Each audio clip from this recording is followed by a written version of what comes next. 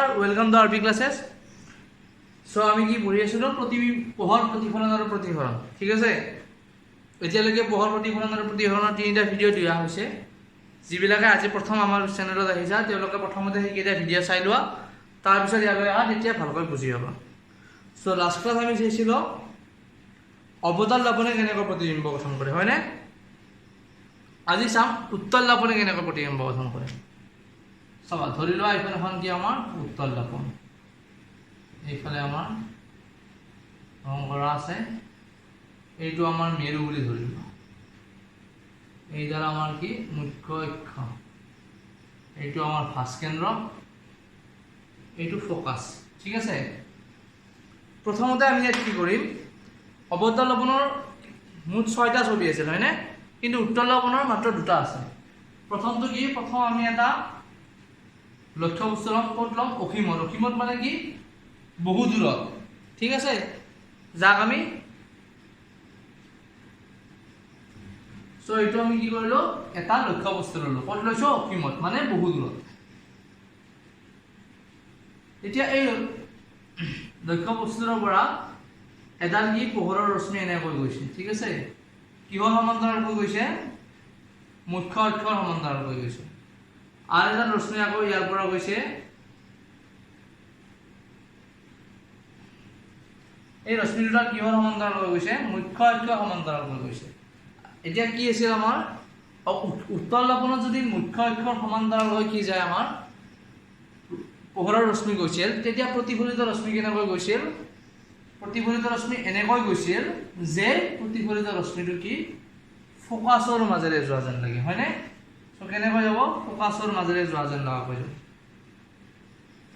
ইয়াত পৰি এনেকৈ প্ৰতিফলিত হ'ব আৰু এইটো কিহৰ মাজেৰে যোৱা যেন লাগিব ফোকাসৰ মাজেৰে ঠিক আছে তোমালোকে স্কেল লৈ ৰাখিবা হা ঠিক তেনেদৰে এইফালে কি ইয়াৰ সমান্তৰালকৈ গৈছে মুখ্য অক্ষৰ সো প্ৰতিফলন কেনেকৈ হ'ব এনেকৈ প্ৰতিফলন হ'ব আৰু এইটো কিহৰ মাজেৰে যোৱা যেন লাগিব ফোকাসৰ মাজেৰে যোৱা যেন লাগিব ঠিক আছে মোৰ সিধা হোৱা নাই হা তোমালোকে স্কেল লৈ ৰাখিবা একেবাৰে সিধাকৈ ৰাখিবা ঠিক আছে এতিয়া কি এই প্ৰতিফলিত ৰশ্মি দুটা যদি চাও কোন দুটা এইফালে হৈছে হা এই প্ৰতিফলিত ৰশ্মি দুটা যদি আমি এইফালে আগবঢ়াই দিছো যে এই ৰশ্মিটা ক'ত লগ লাগিছে এফত মানে ক'ত ফোকাসত লগ লাগিছে হয়নে আৰু আমাৰ প্ৰতিবিম্ব কেতিয়া গঠন হোৱা আছিল যেতিয়া দুডাল প্ৰতিফলিত ৰশ্মি মিলিত হয় তেতিয়া আমাৰ কি হোৱা আছিল প্ৰতিবিম্ব গঠন হোৱা আছিল হয়নে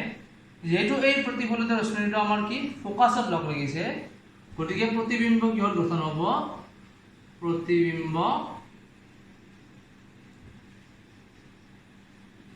ফোকাসত মানে এফত গঠন হ'ব এক নম্বৰ পইণ্ট আমি পাই গ'লো আৰু এই প্ৰতিবিম্বটোৰ আকাৰ কিমান হ'ব বিন্দুৰ নিচিনা হ'ব প্ৰতিবিম্বৰ আকাৰটো কিমান হ'ব একেবাৰে সৰু মানে কি বিন্দুৰ দৰে বা একেবাৰে সৰু আমি কিহেৰে কি বুজাও আমি কি বুলি লিখিব পাৰো অতি সংকুচিত ঠিক আছে প্ৰতিবিম্ব আমি কি পালো দুটা প্ৰতিবিম্ব কি হ'ব ফোকাসত গঠন হ'ব আৰু প্ৰতিবিম্ব কি হ'ব অতি সংকুচিত হ'ব ঠিক আছে এতিয়া প্ৰতিবিম্বটো কোনফালে গঠন হৈছে প্ৰতিফলন পৃষ্ঠৰ পিছফালে গঠন হৈছে হয়নে যেহেতু প্ৰতিফলন পৃষ্ঠৰ পিছফালে গঠন হৈছে গতিকে প্ৰতিবিম্বটো কি হ'ব আমাৰ কি আছিল হট আছিল নে অখত আছিল কি আছিল অখত আছিল হয়নে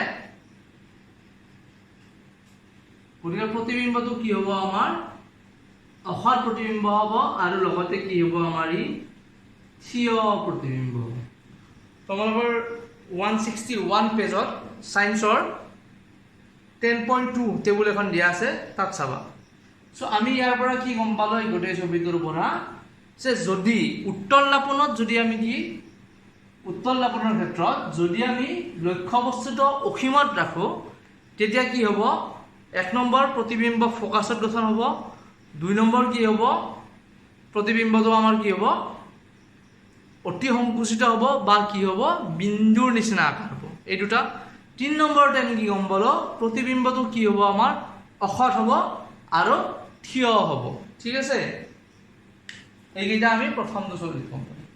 এতিয়া আমি উত্তল দাপনৰ 2 নম্বৰটো চাম। 2 নম্বৰ ছবিটো মই ইয়াতে মিলাই দিছোঁ। তোমালোকে নতুনকৈ কিবা কিন্তু এটা হ'ব আৰু মই যি কৈ যাওঁ অকণমান লিখি ল'ব পাৰা, তেতিয়া তোমালোকৰ পঢ়িব সুবিধা হ'ব। এইখিনি বস্তু মুখস্থ কৰিব লগা বস্তু একোৱেই নাই, গোটেই চেপ্টাৰটো বুজিব লগা চেপ্টাৰ। এফ হয়তো চি হ'ব, ফাৰ্ষ্ট কেন্দ্ৰ চি আৰু এফ। এতিয়া আমি এইবাৰ কি ল'ম, লক্ষ্য বস্তুটো ক'ত ল'ম, অসীম আৰু পি মানে কি মেৰু, অসীম আৰু মেৰুৰ মাজত ল'ম। মানে কি মেৰুৰ পৰা বাহিৰত ল'ম আৰু আমি ইয়াক গণনা কৰিব পাৰোঁ বা দেখা পাওঁ। গতিকে প্ৰতিবিম্বটো আমি ক'ত লৈছোঁ, অসীম আৰু মেৰুৰ মাজত। এতিয়া প্ৰথমডাল ৰশ্মি আমি কেনেকৈ পঠাম, প্ৰথমডাল ৰশ্মি আমাৰ এনেকৈ যাব যাতে কি মুখ্য অক্ষৰ সমান্তৰালকৈ এনেকৈ ক'ত হয়নে, মুখ্য অক্ষৰ সমান্তৰালকৈ গ'লে কেনেকুৱা হ'ব, প্ৰতিফলিত ৰশ্মিটো এনেকৈ যাব হয়নে, যাতে কি ফ'কাছৰ মাজেৰে যোৱা যেন লাগে। এইটো আমি পাই আহিছোঁ। এইবাৰ আমাৰ যিটো কি আছে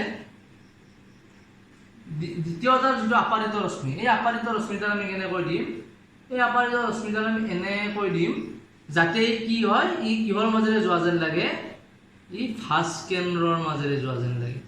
মানে কিহৰ মাজেৰে যোৱা যেন লাগে, চিৰ মাজেৰে যোৱা যেন লাগে। ঠিক আছে, আমি এই দ্বিতীয়টাৰ আপাৰিত ৰশ্মি, এই 2 নম্বৰ আপাৰিত ৰশ্মিডাল আমি কেনেকৈ দিছোঁ, এনেকৈ দিছোঁ যাতে আপাৰিত ৰশ্মিডাল চিৰ মাজেৰে যোৱা যেন লাগে।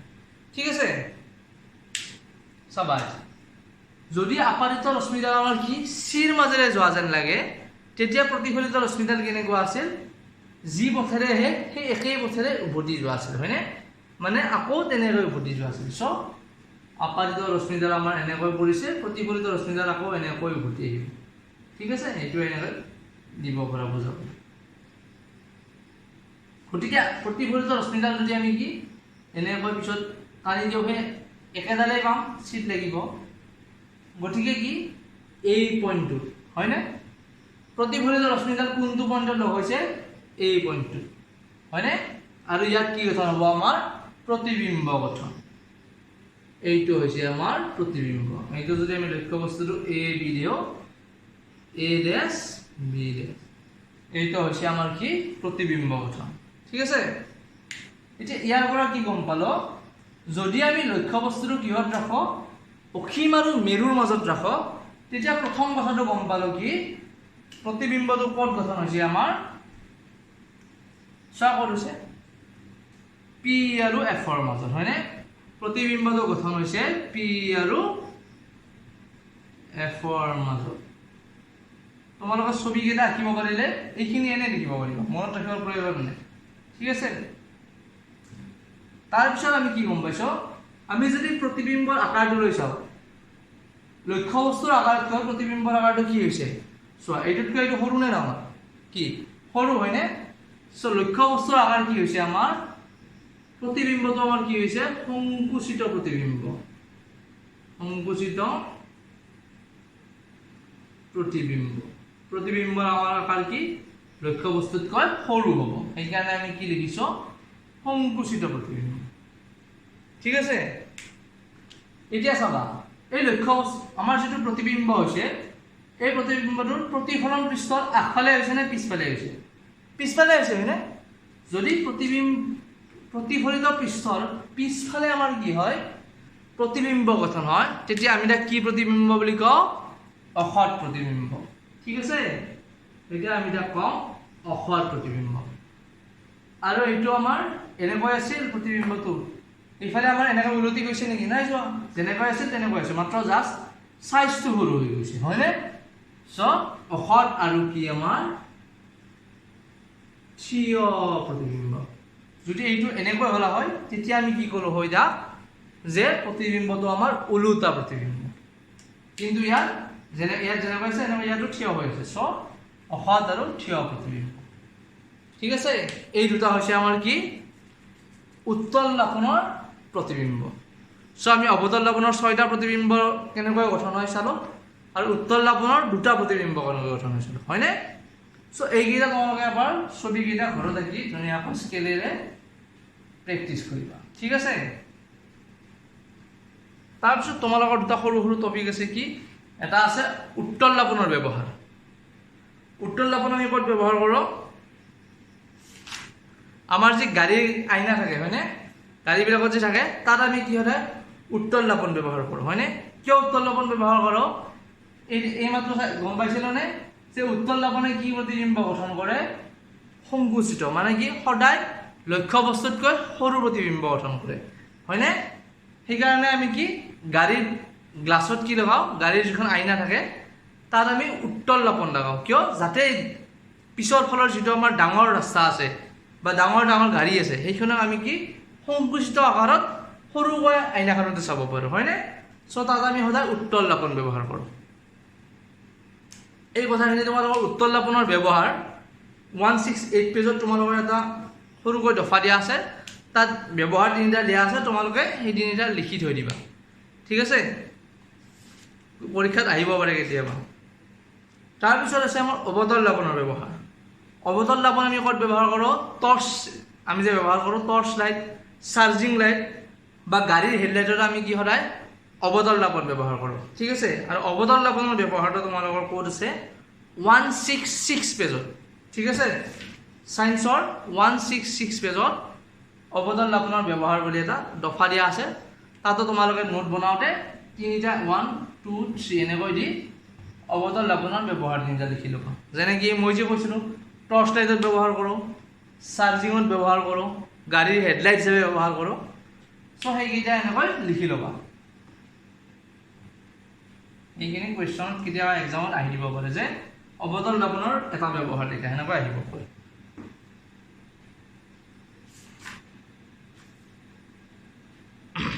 চ' তাৰপিছত যাওঁ আমি তাৰপিছত তোমালোকৰ কি আছে প্ৰশ্নাৱলী বোলে আছে দুটামান হয় তাত এটা অংক আছে চ' সেইখিনি আমি একেলগে এটা ভিডিঅ'ত কৰিম যাত অংক কৰিম ইয়াৰ নেক্সট ক্লাছত আজি তাৰ আগতে আমি গোলাকাৰ দাপনৰ দ্বাৰা যিটো প্ৰতিফলন হয় তাৰ চিহ্ন প্ৰথাটো বুজি লওঁ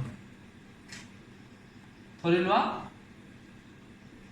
এইখন আমাৰ দাপন উত্তল লাপনো ল'ব পাৰা অৱতল লাপনো ল'ব পাৰা সেম কথা আৰু এইডাল আমাৰ কি মেৰু হয়নে সৰি এইডাল আমাৰ কি মুখ্য অক্ষ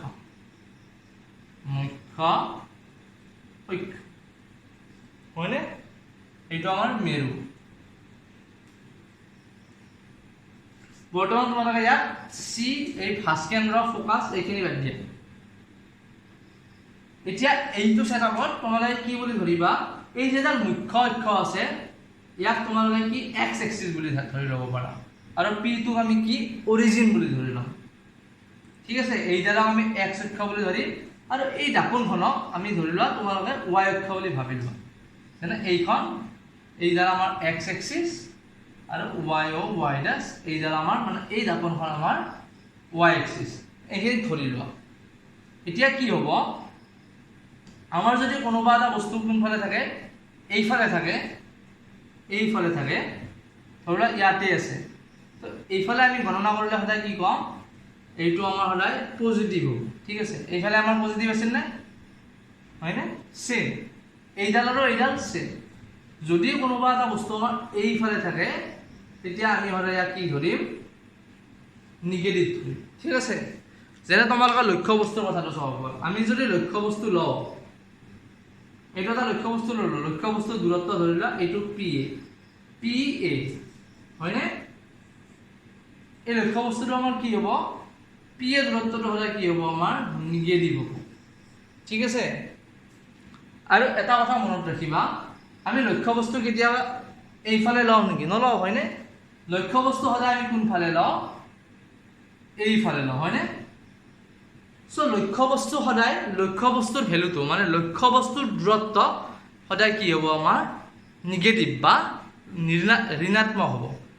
ঠিক আছে লক্ষ্য বস্তুৰ দূৰত্ব সদায় ঋণাত্মক হ'ব এতিয়া চাবা এতিয়া আমি দূৰত্বৰখিনিত চালো যে এইফালে যিমান দাপনখনৰ এইফালে যদি যায় দূৰত্বটো সদায় আমি কি লিখিম পজিটিভ লিখিম আৰু দাপনখনৰ এইফালে যদি আহে দূৰত্বটো সদায় আমি কি লিখিম নিগেটিভ লিখিম ঠিক আছে এইটো হয় এতিয়া যদি আমি উচ্চতাৰ ক্ষেত্ৰত চাওঁ, ধৰি লওক এইফালে গৈছে, আমি ইয়াৰ এইটো উচ্চতাটো আমি ক'ব লাগে। ইয়াৰ উচ্চতাটো ইয়াৰ পৰা এইলৈকে যিখিনি হ'ব, মানে এইফালে যিমান গৈ উচ্চতাটো ওপৰৰ ফালে গ'লে সদায় কি হ'ব? পজিটিভ হ'ব, হয়নে? ওয়াই এক্সিছত যদি আমি এইফালে যাওঁ সদায় পজিটিভ হোৱা আছিলে। চ' এইফালে যদি যাওঁ সদায় আমাৰ উচ্চতাটো কি হ'ব? পজিটিভ হ'ব। আকৌ যদি আমি তলৰ ফালে আহোঁ, মানে ওয়াই এক্সিছত তলৰ ফালে আহোঁ, তেতিয়া কি হ'ব? উচ্চতা সদায় কি হ'ব? নিগেটিভ, অৰ্থাৎ ঋণাত্মক। চ' ইয়াতে মেইন কথাটো এইখিনিয়ে মনত ৰাখিবলগীয়া সাইন কনভেনশ্যনৰ, যে কি তোমালোকে সদায় যদি কেতিয়াবা আহে এনেকৈ আঁকি যাবা। ইয়াৰ যদি এইফালে যাওঁ দূৰত্বটো, তেতিয়া সদায় কি হ'ব? পজিটিভ হ'ব। এইফালে আহিলে দূৰত্বটো কি হ'ব? আমাৰ নিগেটিভ হ'ব। আৰু উচ্চতা যদি চাওঁ ওপৰৰ ফালে গ'লে সদায় উচ্চতাটো পজিটিভ হ'ব। আৰু যদি আমি তলৰ ফালে আহোঁ তেতিয়া আমাৰ উচ্চতাটো কি হ'ব? নিগেটিভ হ'ব। ঠিক আছে, এইখিনি কথা এইখিনি জাষ্ট বুজি লোৱা, ইয়াত লিখিব লগা বিশেষ একো নাই। তোমালোকৰ এই ছবিটো 169 পেজত দিয়া আছে, এবাৰ চাই ল'ব পাৰা। ঠিক আছে, আৰু এটা কথা মনত ৰাখিবা, লক্ষ্যবস্তুৰ দূৰত্ব, হয়নে? লক্ষ্যবস্তুৰ দূৰত্ব আমি লক্ষ্যবস্তুটো সদায় কি এইফালে লওঁ, হয়নে? আমিতো এইফালে নলওঁ। চ' লক্ষ্যবস্তুৰ দূৰত্বটো সদায় আমাৰ কি হ'ব? কি হ'ব? এইফালে ল'লে সদায় নিগেটিভ হ'ব। ঠিক আছে, এইটো কথা মনত ৰাখিবা। লক্ষ্যবস্তুৰ দূৰত্ব আমাৰ সদায় কি হ'ব? নিগেটিভ হ'ব। এতিয়া তাৰপিছত তোমালোকৰ এটা দিয়া আছে টপিক, কি? বিবৰ্ধন। বিবৰ্ধন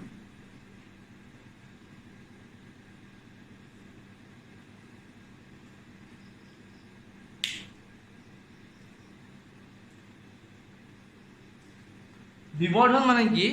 গোলা আমি যে এতিয়া উত্তল লবণ আৰু অৱতল লবণৰ কি চাইছিলো? প্ৰতিবিম্ব চাইছিলো, হয়নে? তেতিয়া কি কেতিয়াবা কি হৈছিল? আমাৰ লক্ষ্যবস্তুতকৈ প্ৰতিবিম্বটো সৰু হৈছিল, কেতিয়াবা লক্ষ্যবস্তুতকৈ প্ৰতিবিম্বটো কি হৈছিল? আমাৰ ডাঙৰ হৈছিল, হয়নে? এই যে লক্ষ্যবস্তুতকৈ প্ৰতিবিম্ব এটা সৰু হৈছে বা লক্ষ্যবস্তুতকৈ প্ৰতিবিম্বটো ডাঙৰ হৈছে, সেইটো কিমান সৰু বা কিমান ডাঙৰ হৈছে সেইটোক আমি কিহেৰে বুজাওঁ? বিবৰ্ধনেৰে বুজাওঁ। লক্ষ্যবস্তুতকৈ প্ৰতিবিম্বটো কিমান সৰু হৈছে বা লক্ষ্যবস্তুতকৈ প্ৰতিবিম্বটো কিমান ডাঙৰ হৈছে, মানে কি লক্ষ্যবস্তুতকৈ প্ৰতিবিম্ব এটা কিমান ডাঙৰ হৈছে বা লক্ষ্যবস্তুতকৈ প্ৰতিবিম্ব এটা কিমান সৰু হৈছে, সেইটো মাপ কৰা যিটো আমাৰ সেই মাপকাঠি, তাক আমি কি বুলি কওঁ? বিবৰ্ধন বুলি কওঁ। ঠিক আছে,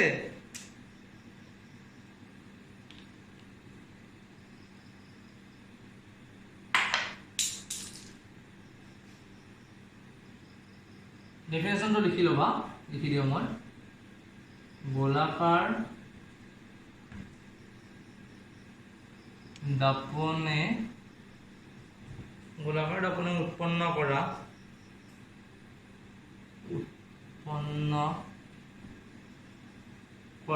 কি বিবৰ্ধনে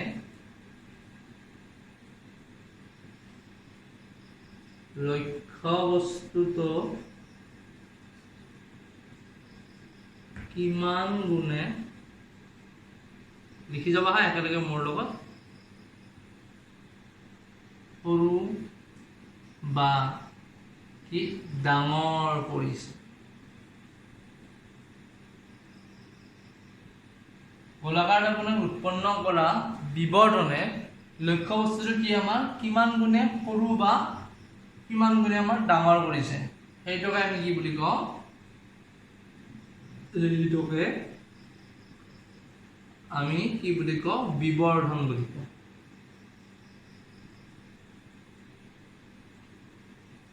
কি বুলি কওঁ? বিবৰ্ধন বুলি কওঁ। ঠিক আছে, চ' বিবৰ্ধন কি আমি বুজি পালো, হয়নে? কি বিবৰ্ধনটো? লক্ষ্যবস্তু এটাতকৈ কি আমাৰ প্ৰতিবিম্বটো কিমান ডাঙৰ বা কিমান সৰু, সেইটো আমি কিমান ডাঙৰ হৈছে বা কিমান সৰু হৈছে সেইটোকে আমি কি বুলি কওঁ?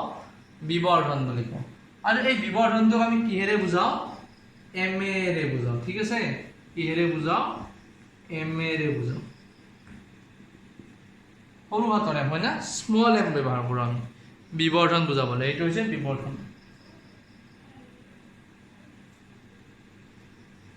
বিবৰ্ধনৰ তোমালোকৰ এটা সূত্ৰ আছে বিবৰ্ধন এম ইজিকেলটো আমি কি লিখিব পাৰো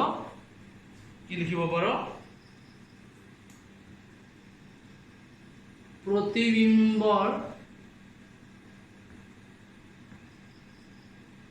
उच्चता एटू आमी धरि लो h डेसेरे एटू h सा h डेसेरे बुझाइছো डिवाइडेड बाय की लक्ष्य वस्तुर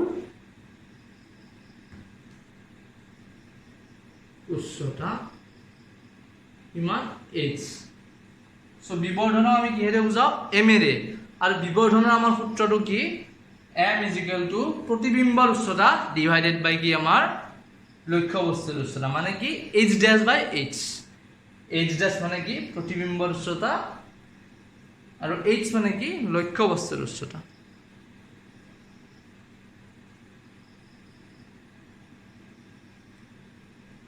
ঠিক আছে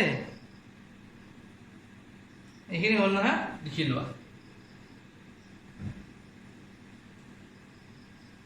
এই যে আমাৰ বিবৰ্ধন আছে এই বিবৰ্ধনটো আমি আকৌ কিহেৰে লিখিব পাৰো কিহৰ ফৰ্মত লক্ষ্য বস্তুৰ দূৰত্ব আৰু প্ৰতিবিম্বৰ দূৰত্ব ইয়াৰ ফৰ্মত আমি লিখিব পাৰো চাবা কেনেকৈ লিখিম তাহলে তোমালোকৰ এটা কথা অকমান পইণ্ট এটা ৰৈ গৈছে মই এখন এতিয়া কৈ দিও মই চাই লবা ধৰি লোৱা এইখন এখন দাপোন ঠিক আছে এইটো আমাৰ কি পি ধৰি লোৱা মেৰু এইটো ফাৰ্ষ্ট কেন্দ্ৰ এইটো আমাৰ ফোকাস বা এইখিনি নহলে কথা নাই পৰে ধৰি লোৱা আমাৰ ইয়াত কি হৈছে এইখিনি বাদ দিয়া বৰ্তমান এইটো আমাৰ মেৰু আৰু এইখন আমাৰ মুখ্য অক্ষ এইডাল হৈছে আমাৰ কি ধৰি লোৱা এইটো আমাৰ লক্ষ্য বস্তু এইটো আমাৰ লক্ষ্য বস্তু ধৰি লোৱা ইয়াত আমাৰ প্ৰতিবিম্ব গঠন হৈছে এতিয়া কি আৰু এইটো আমাৰ ফোকাস লিখি লোৱা এইটো আমাৰ সি ফাৰ্ষ্ট ধৰি লোৱা ইয়াত আমাৰ লক্ষ্য বস্তুটো আছে আৰু এইটো আমাৰ প্ৰতিবিম্ব এতিয়া মই ৰেখা চিত্ৰটো কি কয় আমাৰ ৰশ্মিৰে দেখুৱা নাই জাস্ট এইখিনি চাই লোৱা এইটো আমাৰ লক্ষ্য বস্তু এইটো হৈছে আমাৰ কি প্ৰতিবিম্ব এতিয়া এই লক্ষ্য বস্তুটোৰ কি পিৰ পৰা এই পি মানে কি মেৰুৰ পৰা লক্ষ্য বস্তুটোলৈ আমাৰ যিমান দূৰত্ব এইখিনি দূৰত্ব হয়নে মেৰুৰ পৰা লক্ষ্য বস্তুৰ মাজৰ যেটো আমি দূৰত্ব হেইটোকে আমি কি বুলি কওঁ লক্ষ্য বস্তুৰ কি দূৰত্ব হয়নে আকৌ এইটো হৈছে আমাৰ কি প্ৰতিবিম্ব হয়নে এই মেৰুৰ পৰা প্ৰতিবিম্বৰ মাজৰ যেটো দূৰত্ব আমি তাক কি বুলি কওঁ प्रतिबिंबर কি দূৰত্ব মেৰুৰ পৰা লক্ষ্য বস্তুৰ মাজৰ দূৰত্বটো আমি কি বুলি কওঁ লক্ষ্য বস্তুৰ দূৰত্ব হয়নে আৰু মেৰুৰ পৰা প্ৰতিবিম্বৰ মাজৰ দূৰত্বটো আমি কি বুলি কওঁ প্ৰতিবিম্বৰ দূৰত্ব এই লক্ষ্য বস্তুৰ দূৰত্বটো আমি কিহেৰে বুজাও ইউ ৰে ঠিক আছে আৰু এই প্ৰতিবিম্বৰ দূৰত্বটো আমি কি বুজাও সৰু হাতৰ স্মল ভি ৰে এটো স্মল ইউ এটো স্মল ভি ঠিক আছে আকৌ তোমালোকৰ এটা কথা মনত আছে নে ফোকাস দৈৰ্ঘ্য কি আছিল মনত আছে নে ফোকাস দৈৰ্ঘ্য কি আছিল ফোকাস আৰু মেৰুৰ মাজৰ যে দূৰত্ব তা আমি কি বুলি কৈছিলো ফোকাস দৈৰ্ঘ্য হয়নে আৰু ইয়াক আমি কিহেৰে বুজাইছো সৰু হাতৰ এফেৰে মনত আছে নে এতিয়া আমি কি গম পালো লক্ষ্য বস্তু আৰু মেৰুৰ মাজৰ দূৰত্বটোক আমি কি বুলি কম লক্ষ্য বস্তুৰ দূৰত্ব হেইটো আমি ইউ ৰে বুজাম লক্ষ্য বস্তু আৰু প্ৰতিবিম্বৰ মাজৰ দূৰত্বটো আমি কি বুলি কম প্ৰতিবিম্বৰ দূৰত্ব আৰু তাক আমি কিহেৰে বুজাম ভি ৰে বুজাম হয়নে আকৌ লক্ষ্য বস্তু আৰু কি ফোকাসৰ মাজৰ দূৰত্বটো আমি কি বুলি কম ফোকাস দৈৰ্ঘ্য বাকি ফোকেল লেন্থ আৰু তাক আমি কিহেৰে বুজাও স্মল এফ ৰে হয়নে যদি আমাৰ ইউ লক্ষ্য বস্তুৰ দূৰত্ব হয়, ভি কি হয় আমাৰ প্ৰতিবিম্ব দূৰত্ব হয়, আৰু এফ কি হয় আমাৰ ফোকাস দৈৰ্ঘ্য হয়, তেতিয়া আমি এটা সূত্ৰ পাম। কি লিখিব পাৰো তেতিয়া আমি লিখিব পাৰো কি 1/f is equal to কি 1/u plus 1/v। এইটো তোমালোকৰ ইম্পৰ্টেন্ট হা, এইটো বহুত ইম্পৰ্টেন্ট কথা, এইটো মনত ৰাখিবা যে কি 1/f equal to 1/u plus 1/v। f হৈছে কি আমাৰ ফোকাস দৈৰ্ঘ্য, u হৈছে লক্ষ্য বস্তুৰ দূৰত্ব, আৰু v হৈছে ইহৰ দূৰত্ব প্ৰতিবিম্বৰ দূৰত্ব। আৰু কোনোবা এটা বস্তুৰ দূৰত্ব আমি ক'ৰ পৰা দেখো, এই মেৰুৰ পৰা। যেনে লক্ষ্য বস্তুৰ দূৰত্বটো আমি ক'ৰ পৰা দেখিছো, মেৰু আৰু লক্ষ্য বস্তুৰ মাজৰ দূৰত্ব। ইহঁতৰ দূৰত্বটো আমি কিহৰ পৰা দেখিছো, প্ৰতিবিম্বৰ দূৰত্বটো মেৰু আৰু প্ৰতিবিম্বৰ মাজৰ দূৰত্ব। ঠিক আছে, এইখিনি হ'ল। এইটো মনত ৰাখিবা, মই ইয়াত লিখি থৈ দিছো যাতে গোটেই ভিডিঅ'টো দেখা পাই থাকা যে 1/f equal to 1/u plus 1/v। হলনে? এতিয়া এটা কথা তোমালোকক বুজাই আছো মই, চাবা। এইমাত্ৰ মই কি বুজাইছিলো, সাইন কনভেনশন, হয়নে? মানে কি নিগেটিভ হ'ব নে, কোনফালে থাকিলে নিগেটিভ হ'ব, কোনফালে থাকিলে পজিটিভ হ'ব, সেইটো বুজাইছিলো নে?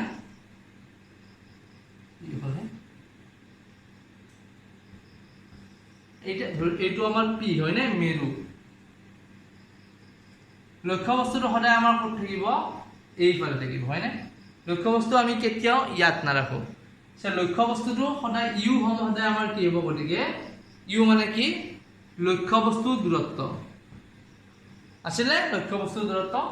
লক্ষ্য বস্তুৰ দূৰত্বটো কি আছিল, লক্ষ্য বস্তু আৰু মেৰুৰ মাজৰ দূৰত্ব। লক্ষ্য বস্তু সদায় আমি এইফালে ৰাখিম নেকি, কেতিয়াও নাৰাখো, সদায় এইফালে ৰাখিম। ইউ সদায় কি হ'ব আমাৰ নিগেটিভ হ'ব, যেনে -10, -20, -5। ঠিক আছে, এতিয়া প্ৰতিবিম্ব আমাৰ কোনফালে গঠন হোৱা আছে, প্ৰতিবিম্ব আমাৰ এইফালেও গঠন হৈছে, প্ৰতিবিম্ব আমাৰ এইফালেও গঠন হৈছে, হয়নে? যদি প্ৰতিবিম্বটো আমাৰ কি হয় এইফালে গঠন হয়, তেতিয়া v কি হ'ব, পজিটিভ হ'ব। সৰি যদি প্ৰতিবিম্বটো এইফালে গঠন হয়, তেতিয়া v সদায় কি হ'ব, নিগেটিভ হ'ব। মানে কি লক্ষ্য বস্তু আৰু কি প্ৰতিবিম্বৰ দূৰত্ব সদায় নিগেটিভ হ'ব। কিন্তু আমাৰ প্ৰতিবিম্বটো অকল এইফালে গঠন হোৱা নাছিল, আমাৰ প্ৰতিবিম্ব এইফালেও গঠন হৈছিল। যদি এইফালে প্ৰতিবিম্ব গঠন হয়, তেতিয়া v কি হ'ব, v পজিটিভ হ'ব। এইফালে হলে v নিগেটিভ হ'ব। মানে যদি প্ৰতিবিম্ব এইফালে গঠন হয়, তেতিয়া আমি কি লিখিম, -10, -20, -30। কিন্তু প্ৰতিবিম্ব যদি এইফালে গঠন হয়, তেতিয়া আমি কি লিখিম, 1 2 3 +10 +20। এইটো লক্ষ্য বস্তু সদায় আমাৰ কি হ'ব, নিগেটিভ হ'ব, আৰু প্ৰতিবিম্ব এইফালে হলে নিগেটিভ, এইফালে গঠন হলে পজিটিভ। ঠিক আছে, এতিয়া আমি লাষ্ট পইণ্ট আজি ক্লাছৰ, ইয়াৰ পাছত নেক্সট ক্লাছত বাকি কৰিম। ঠিক আছে, লাষ্ট পইণ্টটো কি, আমি এতিয়া কি পাইছিলো, বিবৰ্ধন চাইছিলো। বিবৰ্ধনক আমি কিহেৰে বুজাইছিলো, এম এৰে, হয়নে? বিবৰ্ধনটো কি আছিল আমাৰ, যে লক্ষ্য বস্তুতকৈ প্ৰতিবিম্বটো কিমান ডাঙৰ বা কিমান সৰু হৈছে, সেইটোকে আমি কি বুলি কওঁ, বিবৰ্ধন বুলি কওঁ, হয়নে? আৰু সেইটো কিহেৰে বুজাইছিলো, h' divided by h। মানে কি h' মানে কি প্ৰতিবিম্বৰ দূৰত্ব divided by h, লক্ষ্য বস্তুৰ প্ৰতিবিম্বৰ উচ্চতা, হয়নে? h' মানে কি আছিল, প্ৰতিবিম্বৰ উচ্চতা, আৰু h মানে কি আছিল, লক্ষ্য বস্তুৰ উচ্চতা, হয়নে?